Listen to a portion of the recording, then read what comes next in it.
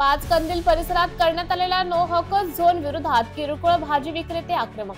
गेल्या महिनाभरापासून धुळे शहरातील पाचकंदील भागात असलेल्या बाजारपेठेतील किरकोळ भाजी विक्रेते आणि धुळे प्रशासनाच्या विरुद्ध संघर्ष बघायला मिळत। जुना आग्रा रोड परिसरात वाहतुकीच्या वादामुळे निर्माण होत असल्यामुळे येथील वाहतुकीचा प्रश्न निकाली काढावा अशी मागणी होती।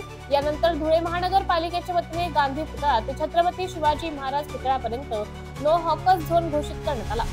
आता या नो हॉकर्स झोन विरोधात किरकोळ भाजी विक्रेते चांगलेच आक्रमक झाल्याचं पाहायला मिळत आहे।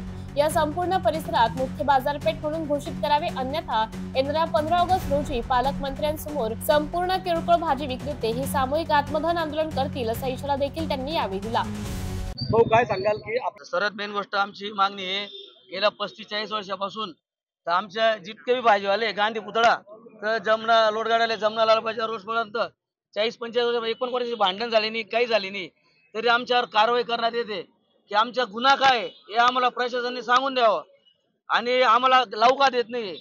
तर आम्ही कमीत कमी महिन्यापासून गाड्या आमच्या लागत नाही, आम्हाला प्रशासन खूप त्रास देत आहे। तर आम्ही 2-4 दिवस वाट बघणार आहेत, नाही तर आम्ही 15 ऑगस्टला गांधी पुतळा तर जमनालाल बाजार आम्ही आत्मदहनचा इशारा करणार आहे 15 ऑगस्टला। व्यावसायिक म्हणून माझी एकच मागणी आहे किंवा प्रशासनाने जो इथे आग्रा रोडला ठिकठिकाणी बोर्ड लावलेले आहेत गेल्या 4 दिवसापासून नो हॉकर झोन म्हणून, तर एकदम प्रशासनाची खूप मोठी मनमानी चालू आहे।